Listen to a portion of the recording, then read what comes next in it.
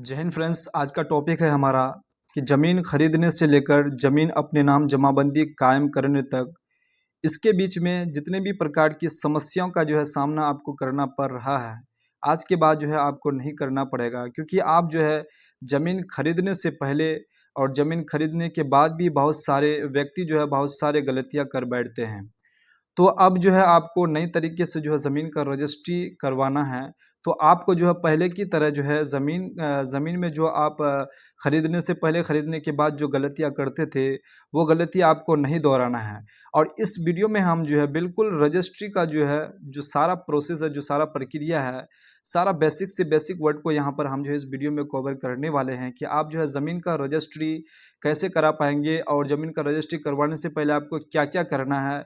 ज़मीन का रजिस्ट्री करवाने के बाद जब आप म्यूटेशन करते हैं उसमें आप क्या गलती कर बैठते हैं और उसके बाद जमाबंदी में आप किस प्रकार की गलतियां कर बैठते हैं, सारा डिटेल हम जो है इस वीडियो में बताने वाले हैं। इसलिए वीडियो को जो है शुरू से अंत तक जरूर देखिएगा। अगर आप मेरे चैनल पर नए आए हैं तो प्लीज़ चैनल को सब्सक्राइब भी जरूर कर दीजिएगा। तो चलिए बिना देरी किए हुए वीडियो को करते हैं स्टार्ट। सबसे पहले हम यहाँ पर आपको पहला पॉइंट पढ़ के सुना देते हैं कि बिहार बिहार में जो है साफ़ सुथरा ज़मीन कैसे खरीदें। अगर आपको बिहार में साफ़ सुथरा ज़मीन खरीदना है तो आपको जो है क्या-क्या चीज़ सबसे पहले करना पड़ेगा, तभी आप जो है बिहार में साफ़ सुथरा ज़मीन खरीद पाएँगे और साफ़ सुथरा ज़मीन आप बेच पाएँगे। सबसे पहले आप गलती कहाँ कहाँ कर बैठते हैं, जब आप ज़मीन खरीदते हैं तब आप जो है आप ज़मीन का जो है पूरा डिटेल जो है जानकारी नहीं लेते हैं और बिना जानकारी लिए हुए बिना छानबीन किए हुए जो है ज़मीन आप खरीद लेते हैं। खरीदने के बाद जो है आपको यही ज़मीन बेचने में भी आपको बहुत सारी समस्याओं का सामना करना पड़ता है। अगर आप अपने ज़मीन अगर आप कोई भी अगर प्रॉपर्टी अगर आप खरीदना चाहते हैं तो सबसे पहले उस प्रॉपर्टी का जो है पूरा डिटेल जानकारी ले लें कि प्रॉपर्टी जिससे आप खरीद रहे हैं उनके नाम से एक्चुअली में है कि नहीं है। वो सारा डिटेल आप कैसे पता कर पाएंगे, ये सारा जो है हम इस वीडियो में आपको बताने वाले हैं। तो सबसे पहले यहाँ पर क्या है कि बिहार में ज़मीन खरीदने से पहले क्या करें ताकि जो है धोखेधारी से बचा जा सके। बहुत सारे व्यक्ति पहले क्या होता था कि धोखेधारी में पड़ जाते थे। ज़मीन क्या होता था, बिना जो है बंटवारा किए हुए और बिना जो है अपने नाम जमाबंदी कायम किए हुए जो ज़मीन बेच दिया करते थे। लेकिन उस प्रकार वो भी अगर हो जाता था, लेकिन बहुत सारे व्यक्ति क्या करते थे, ये सारा चीज़ जो है मतलब नहीं पता करते थे कि इसके नाम से ज़मीन है कि नहीं। बस पिताजी का ज़मीन है, दादाजी का ज़मीन है, अपने नाम कह के जो है बेच दिया करते थे। लेकिन अब जो है आपको इस प्रकार की ज़मीन नहीं खरीदनी है। आपको करना क्या है कि यहाँ पर हमने साफ लिखा हुआ है, ये क्वेश्चन है, ये बहुत ही इंपॉर्टेंट और बहुत ही महत्वपूर्ण क्वेश्चन है। ये चीज़ आपको जो है ज़हन में बिल्कुल बैठा लेना है कि अगर आप कभी भी अगर प्रॉपर्टी या ज़मीन खरीदते हैं या किसी को अगर खरीदवाते हैं तो आपको जो है ये चीज़ ध्यान देना पड़ेगा कि आप भी कोई भी जो धोखेधारी में ना पड़ जाएं। अगर आप कोई भी एक भी मिस्टेक कर देते हैं तो आप धोखेधारी में आराम से पड़ सकते हैं। बिहार में ज़मीन खरीदने से पहले क्या करें ताकि धोखेधारी से बचा जा सके। तो चलिए सबसे पहले आपको जो है कैसे आप धोखेधारी से बच सकते हैं। अगर आप मान के चलिए कोई प्रॉपर्टी अगर खरीदना चाहते हैं, कोई ज़मीन अगर खरीदना चाहते हैं, जिस पार्टी से जिस व्यक्ति से आप खरीदना चाहते हैं उनसे आप जो है कुछ डॉक्यूमेंट्स जो है उनका वो जो ज़मीन का पेपर है उनसे आप ले सकते हैं। लेकिन ध्यान रहे अगर उनके उस व्यक्ति के पास अगर केवला अगर है, उस व्यक्ति के पास प्रॉपर्टी केवल है, उनके नाम से जमाबंदी कायम है, अभी ऑनलाइन में अभी अगर अपडेट है तो आप उनका ज़मीन जो है बेझिझक खरीद सकते हैं। अदरवाइज़ अगर उनके पास जमाबंदी अगर नहीं है, दादाजी का पिताजी का अगर ज़मीन है तो आप जो है उस ज़मीन पर हाथ मत लगाइए। जब तक उनके नाम से जमाबंदी वो कायम नहीं कर लेते हैं तब तक जो है आप उनका ज़मीन को जो है ना खरीदवाएँ या फिर खुद ना खरीदें। अगर खरीदते हैं तो आप जो है धोखेधारी में पड़ सकते हैं। बाद में आपको बहुत सारी समस्याओं का सामना करना पड़ सकता है और इस प्रकार की ज़मीन जो है अभी रजिस्ट्री भी नहीं होता है। लेकिन अगर आप ज़मीन खरीदना चाहते हैं, अगर इसके नाम से केवला है और इसके नाम से जमाबंदी भी अगर वो अगर दे रहे हैं तो उस प्रकार की ज़मीन को आप आराम से खरीद सकते हैं।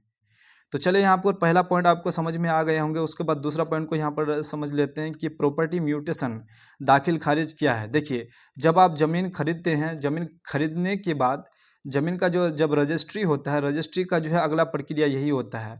अब रजिस्ट्री जो आप करवाएंगे, मान के चलिए कोई ज़मीन आप खरीद लेते हैं, खरीदने के लिए जाते हैं, अगर उनके पास अगर केवला भी है या फिर केवला अगर वो करवाए हैं या फिर वो अगर बँटवारा करके अपने नाम से जमाबंदी करवा लिए हैं, अगर दोनों चीज़ उनके पास अगर अवेलेबल है, दोनों तरह के व्यक्तियों के पास अगर इस प्रकार की अवेलेबल है, मान के चलिए कोई किसी के पास केवल है, या फिर कोई जो है बंटवारा करके पिताजी का, दादाजी का कोई बंटवारा करके उनके नाम से जो है जमाबंदी वो कायम कर ली है, उनके नाम से जमाबंदी वो कर रहे हैं, तो उस प्रकार के व्यक्तियों का अगर आप ज़मीन लेते हैं तो आप ले सकते हैं। लेकिन उनसे पहले आपको जो है रजिस्ट्री करवाने से पहले आपको क्या प्रक्रिया से गुजरना है, सबसे पहले आपको जो है उनसे पेपर ले लेना है, लेकर के आप जो है ऑनलाइन चेक कर सकते हैं। लेकिन ऑनलाइन अगर आपको नहीं मिल रहा है उनका पूरा डिटेल, तो आप अपने जो है अंचल में जा सकते हैं। अंचल में जाकर के जो है जिस व्यक्ति का आप ज़मीन खरीदना चाहते हैं उनसे आप जो है ये ले सकते हैं, खाता खेसरा अगर ले लेंगे तो आप जो है अपने अंचल में जाकर के जो है वो सारा वॉल्यूम में आपको जो है पूरा डिटेल जानकारी आपको मिल सकता है, किसके नाम से जमाबंदी कायम है और किसके नाम से ज़मीन है,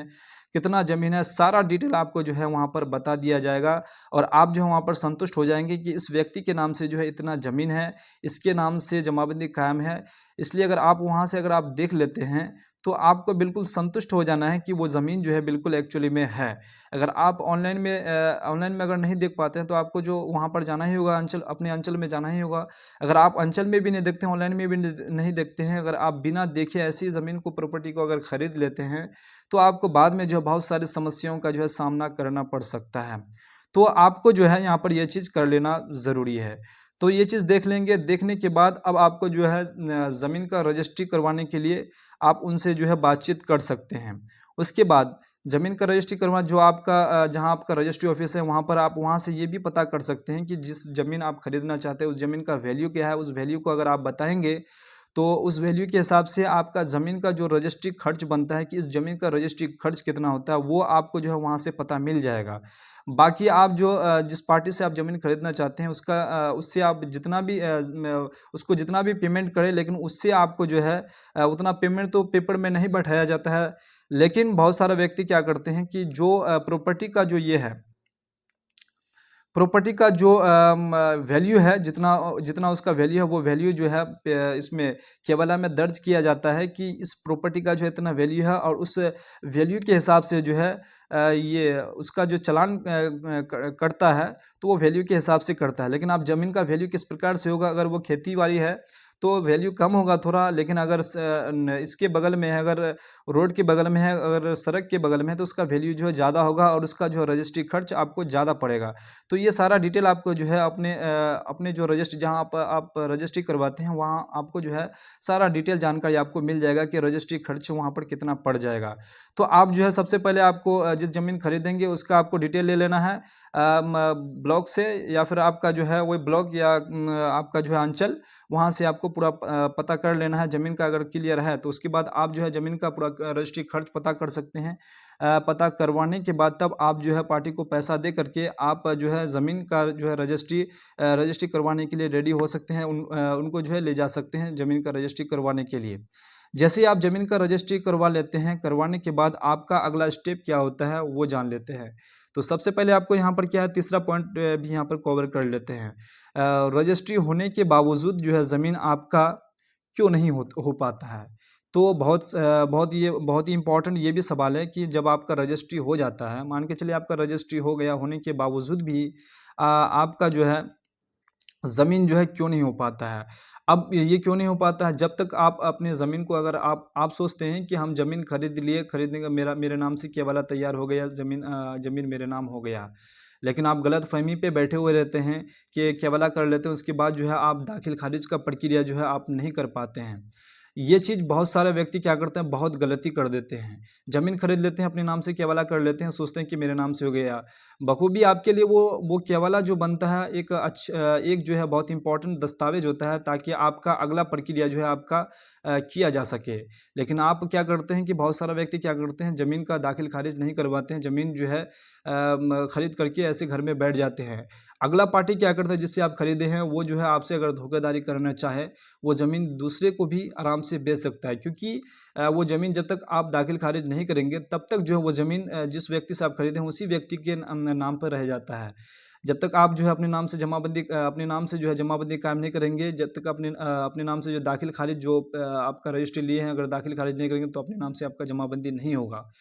अब दाखिल खारिज जो है ये क्या है, ये इसका भी थोड़ा बहुत आपको हम बता देते हैं। बहुत सारे व्यक्ति जो है म्यूटेशन, प्रॉपर्टी म्यूटेशन या दाखिल खारिज जिसे कहते हैं, दाखिल खारिज उसे कहते हैं जब आप ज़मीन खरीद लेते हैं, खरीदने के बाद जो है खरीदने के बाद अगला प्रक्रिया आपका क्या होता है कि आपको ऑनलाइन करना पड़ता था पहले। अभी जो है अब ये प्रक्रिया हटा दिया गया है।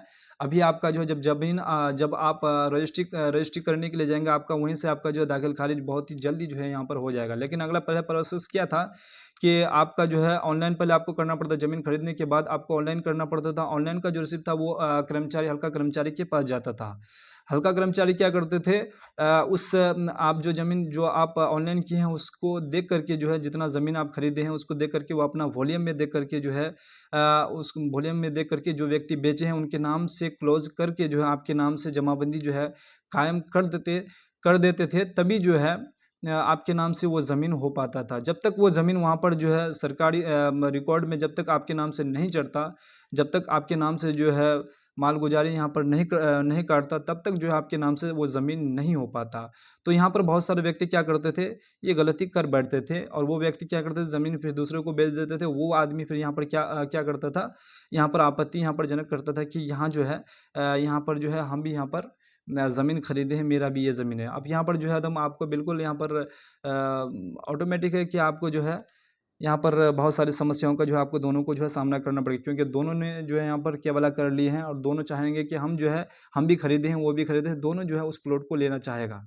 तो ये जो है गलती आपको नहीं करना है। जैसे आप ज़मीन खरीदते हैं, खरीदने के बाद आपको जो है तुरंत आपको म्यूटेशन करवा लेना है। अब ये चीज़ देख लेते हैं कि जो है रजिस्ट्री होने के बावजूद जो है ज़मीन आपका क्यों नहीं हो पाता है। तो यही चीज़ है, ज़मीन इसलिए नहीं हो पाता है, जब तक आप जो है अपने नाम से जमाबंदी कायम नहीं करते हैं तब तक आपके नाम से वो ज़मीन नहीं हो पाता है और आप इस ज़मीन को जो है वो व्यक्ति जिससे आप खरीदे हैं वो दूसरे को भी बेच सकता है। तो इसलिए जो है आपके नाम से इसलिए आपके नाम से जो है वो ज़मीन जो है रजिस्ट्री करवाने के बावजूद भी नहीं हो पाता है। तो उसके बाद जो है चौथा पॉइंट को हम यहाँ पर पढ़ लेते हैं। चौथा पॉइंट क्या है कि ज़मीन का रजिस्ट्री कैसे करें। पहले हम आपको जो है पहले बता दें कि ज़मीन का जो है रजिस्ट्री कैसे करें। सबसे पहले आपको ज़मीन का पूरा डिटेल देख लेना है। डिटेल देखने के बाद एक काम आपको ये भी कर लेना है, जब आप ज़मीन का जो है रजिस्ट्री करवाने के लिए जाएँ तो रजिस्ट्री करवाने से पहले आपको जो है उस ज़मीन का सीमांकन करवा लेना है। सीमांकन अगर करवा लेते हैं तो आपको जो है वहाँ भी जो है बहुत विवाद हो सकता है। अगर मान के चलिए वो प्लॉट जो व्यक्ति बेच रहे हैं उसके जो है फ़ेवर में नहीं है या फिर उसके जो है कब्जे में नहीं है, वो आपको ज़मीन बेच दिया। बेचने के बाद जब आप वहाँ पर उस प्लॉट पे अगर जाएँगे दखल करने के लिए, वहाँ पर फिर अगला पार्टी जो है जो दखल किया हुआ है वो फिर आपको जो है यहाँ पर आपसे जो है यहाँ पर विवाद कर सकता है, विवाद खड़ा कर सकता है, आपको फिर समस्या आ सकता है। तो ये भी चीज़ कर लेना है आपको। ज़मीन का जो है पूरा डिटेल देखने के बाद ज़मीन में जो है ये स्थानीय अमीन लेकर के आप जो आपके प्राइवेट अमीन होते हैं उसको ले जा करके आप जो है अपने जो प्लॉट खरीदे हैं उस प्लॉट में जा कर के जो है पूरा वेरीफाई कर लेना है कि जितना आप ज़मीन खरीदना चाहते हैं उनसे आप जो है पिलर विलर गड़वा दीजिए। अगर पिलर विलर गड़ जाता है, अगर इसमें आपत्ति नहीं ये करता है, अगर कोई ऑब्जेक्शन नहीं डालता है तो सोच लीजिए कि ज़मीन आपका क्लियर है। अगर कोई उसमें ऑब्जेक्शन कर देता है तो आप वहाँ पर जो बहुत बड़ा जैसे कि दंगल से बहुत बड़ा जैसे कि समस्या से वहाँ पर आप बच सकते हैं। क्योंकि जैसे ही आप नापी करने के लिए जाएँगे, अगर कोई किसी भी प्रकार की अगर दिक्कत होता है, किसी भी प्रकार की अगर उसमें उस प्लॉट में जो है विवाद है, तो वहाँ पर आपको आराम से ऑटोमेटिक देखने को मिल जाएगा। वो व्यक्ति जो है प्रतिवादी जो है वो आराम से उस प्लॉट में आ जाएगा। वो बोलेगा कि हम खरीदे हैं या फिर जो भी है उस प्लॉट में, आप जो है वहाँ से उस व्यक्ति जिससे आप खरीदना चाहते हैं उसको आप पैसा नहीं देंगे। तब आप जो है यहाँ भी बड़ा जैसे कि बड़ा स्कैम से बच सकते हैं आप कि यहाँ पर जो है इस प्लॉट में विवाद है, इस प्लॉट को जब तक आप ये विवाद खत्म नहीं करें तब तक हम इस प्लॉट को खरीदेंगे नहीं। तो ये काम आपको बेहद ज़रूरी है कर लेना है। पहले प्रॉपर्टी आपको उसका चेक कर लेना है इसके नाम से है कि नहीं। उसके बाद उस प्लॉट को जो है वेरीफाई करवा लेना है। वेरीफाई करवा लेने के बाद अगर पिलर विलर गड़ जाता है तो सोच लीजिएगा वो ज़मीन खरीदे, उसके बाद अगला आप प्रोसेस करवा सकते हैं। तो चलिए 5वां नंबर को हम लोग यहाँ पे पढ़ लेते हैं कि 5वां नंबर क्या है, म्यूटेशन जो है जल्दी क्यों नहीं हो पाता है। देखिए बहुत सारे व्यक्तियों का जो है ये सारा चीज़ जो है प्रक्रिया करने के बाद जब म्यूटेशन के लिए जब देते हैं तो म्यूटेशन जल्दी क्यों नहीं हो पाता है। जैसे कि पहले प्रक्रिया क्या होता था कि म्यूटेशन जो इसलिए जल्दी नहीं हो पाता था कि जो है ऑनलाइन करने के बाद आदमी जो है घर में बैठा हुआ रहता था और पेपर जो है जैसे कि वहाँ पर कर्मचारी को जमा नहीं करवाते थे। ये भी समस्या है। जमा करवा भी देते थे तो वहाँ पर जो है पेपर में त्रुटियाँ बहुत होते थे कि किसी के नाम से जमाबंदी है या फिर दरके वाला अगर मांग रहे हैं या फिर किसी भी प्रकार की अगर दस्तावेज मांग रहे हैं, छूटे हुए रहते हैं तो अगर उसको अगर नहीं मिल पाते हैं कर्मचारी, या फिर कर्मचारी को अगर नहीं मिल पाते हैं, तो वो क्या करते हैं, आगे फॉरवर्ड नहीं कर पाते, या फिर सीओ भी अगर नहीं मिलता तो वो भी आगे जो है फॉरवर्ड, उसको अगर वो संतुष्ट नहीं होता है तो वो आगे फॉरवर्ड नहीं करता है, आपके नाम से जो है जमाबंदी नहीं वो काटते हैं। तो इसलिए जो है ये मोटेशन को जो है जल्दी जो है नहीं कर पाता है, पेंडिंग में डाल दिया जाता है। उसके बाद यहाँ पर छठा पॉइंट क्या है कि म्यूटेशन जो है रिजेक्ट क्यों हो जाता है।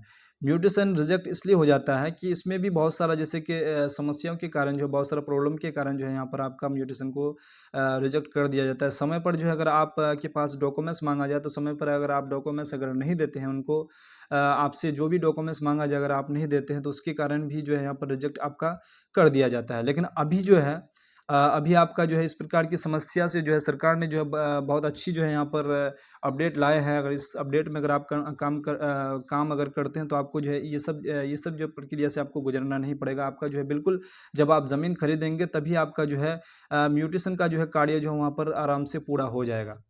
अब अगला देख लेते हैं कि अगला में क्या है।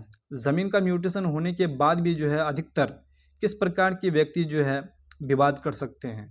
देखिए, जब आपका मान के चलिए ज़मीन अगर आपका म्यूटेशन हो जाता है, होने के बाद भी जो है किस प्रकार के व्यक्ति क्या करते हैं, विवाद करते हैं। अगर आप मान के चलिए हिस्सेदारी वाला अगर ज़मीन खरीद लिए हैं, हिस्सेदारी वाला अगर ज़मीन खरीद ली है, वो अगर ऐसे बेच दिया है, बिना हिस्सेदारी किए हुए बेच दिया है, तो वो जो है अगला व्यक्ति जो खरीदा है उनसे वो जो है ऑब्जेक्शन कर सकते हैं कि ये आपका जो है केवला जो आपकी है, ये केवल आपका जो है टिकने वाला नहीं है, इसमें हम जो है केस करने वाले हैं। वो बेशक वो जो है केस कर सकते हैं, क्योंकि वो जो है वो उस प्लॉट में जो है, उस ज़मीन में उसका भी हक है, और उनका उनके नाम से जो है अभी जो है क्या कहता है, ये नहीं हुआ है, बँटवारा नहीं हुआ। बिना बँटवारा का जो है ऐसे वो लोग बेच दिए हैं। लेकिन बेच दिए तो इसमें जो है जो खरीदे हैं उनको भी बहुत सारी समस्याओं का यहाँ पर सामना करना पड़ सकता है।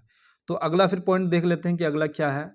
ये अगला पॉइंट आपका है, अगर आप शहर में ज़मीन लेते हैं, तो आपको जो है किस प्रकार की ज़मीन लेना है। अगर मान के चलिए आप इस डेट में अगर ज़मीन लेते हैं शहर में, तो आपको शहर में ज़मीन लेने के लिए, जिससे आप ज़मीन लेते हैं उनके पेपर में आपको जो है वहाँ पर घर बनवाने के लिए ज़मीन आपका जो है, आपको देख लेना है कि घर बनवाने के लिए ज़मीन हमको मिल रहा है कि नहीं, जिसे आवासीय ज़मीन कहा जाता है। आवासीय ज़मीन आपका लिखा हुआ होना चाहिए, तभी आप जो है वो ज़मीन खरीदिएगा। अगर आपका आवासीय ज़मीन नहीं है, तो आपको अगर बिना आवासीय वाला ज़मीन में अगर आप घर बना लेते हैं, तो आपको बाद में जो है बहुत सारी समस्याओं का सामना करना पड़ सकता है। उसमें आपका बुलडोज़र भी चल सकता है, क्योंकि आपका जो पेपर में आवासीय ज़मीन नहीं है। इसलिए आपको ये बात भी आपको ध्यान देना बेहद ज़रूरी है। अगर आप ध्यान नहीं देते हैं, तो आपको बहुत सारी समस्याओं का जो है यहाँ पर सामना करना पड़ सकता है। तो आपको जो है इस प्रक्रिया से, अगर आप ज़मीन खरीदते हैं, तो आपको जो है किसी भी प्रकार की समस्याओं का जो है यहाँ पर सामना नहीं करना पड़ सकता है। सबसे पहले आप जिस व्यक्ति का ज़मीन खरीदेंगे, उसका पूरा डिटेल आपको ले लेना है। अगर डिटेल नहीं देता है, तो आप अपने अंचल में जाकर के अपने जो है अपने ब्लॉक में जाकर के जो है वहाँ पर अपना वॉल्यूम में पूरा डिटेल देख करके, जो उसके नाम से, उस व्यक्ति के नाम से जमाबंदी कायम है कि नहीं, वो पूरा डिटेल देख लेंगे। देखने के बाद जो प्लॉट आप खरीदना चाहते हैं, उस प्लॉट में चले जाएंगे, किसी आप अपने स्थानीय अमीन से जो है उस प्लॉट का वेरीफाई कर लेंगे, उस प्लॉट का जो है चिन्हित कर देंगे, और उसमें जो है अपना किला वगैरह जो खुट्टी होता है उसमें गाड़ देंगे। गाड़ने के बाद वो ज़मीन क्लियर हो जाता है। उसके बाद आप जो है अपना रजिस्ट्री करवाइए। रजिस्ट्री खर्च कितना पड़ता है वो भी आप पता कर सकते हैं अपने रजिस्ट्री से। करवाने के बाद, ये सारा प्रक्रिया करवाने के बाद, उसके बाद आपका जो है म्यूटेशन करवा लेना, अपने नाम से जमाबंदी कायम करवा लेना है। उसके बाद जो है आपका ज़मीन बिल्कुल क्लियर हो जाता है। अगर आप ये ज़मीन कभी भविष्य में अगर बेचेंगे, तो आपको किसी भी प्रकार की झंझट, किसी भी प्रकार की जो है दिक्कत का सामना नहीं करना पड़ेगा। इसलिए जो है अभी सरकार जो अपडेट लाए गए हैं, इसीलिए यही अपडेट लाए गए हैं कि आप जो है इस प्रकार से ज़मीन खरीदिए, ताकि आपको जो है बेचने में, ना खरीदने में किसी भी प्रकार की आपको समस्या हो। आई होप आपको जो है ये जानकारी पसंद आई होगी। अगर पसंद आई है तो वीडियो को लाइक, चैनल को सब्सक्राइब और बेल आइकन को जरूर प्रेस कर दीजिएगा। और आपसे छोटा सा रिक्वेस्ट है कि बहुत सारे व्यूवर्स जो है मेरा वीडियो को देखते हैं, लेकिन चैनल को सब्सक्राइब नहीं करते हैं। मैं उनसे छोटा सा रिक्वेस्ट करूँगा कि प्लीज़ चैनल को सब्सक्राइब करके ज़रूर रखिए। मैं इस चैनल पर जो है ज़मीन से जुड़ी हर एक अपडेट जो है लाता रहता हूँ, और हमेशा आपके लिए लाता रहूँगा। और वीडियो को जो है, इस प्रकार की वीडियो को शेयर ज़रूर कीजिएगा, क्योंकि बहुत सारे व्यक्ति जो है थोड़ी सी गलती में जो है बहुत सारा बड़े स्कैम में जो फंस जाते हैं, और बड़े प्रॉब्लम में फंस जाते हैं, और जो है हमेशा प्रॉब्लम में ही फंसे हुए रह जाते हैं। अगर आपको ये पूरा जानकारी अगर समझ में आ जाते हैं, तो आप जो है कभी भी जो है किसी भी प्रकार की गलती आप नहीं करेंगे। अगर आप जो है इस प्रकार की वीडियो अगर नहीं देखते हैं तो आप जो है जब भी ज़मीन खरीदेंगे तो आपको एकदम हमेशा जो है स्कैम में हमेशा जो है आप जो है धोखेधड़ी में फंस सकते हैं। इसलिए आपको जो है ये वीडियो देखना और व्यक्तियों को जो है देखना बेहद ज़रूरी है, क्योंकि अगला जो स्टेप आने वाले हैं ताकि आपको जो है ज़मीन रजिस्ट्री करवाने में किसी भी प्रकार की समस्याओं का सामना ना करना पड़ सके। तो चलिए नेक्स्ट वीडियो में मिलते हैं, तब तक के लिए जय हिंद, जय भारत, वंदे मातरम।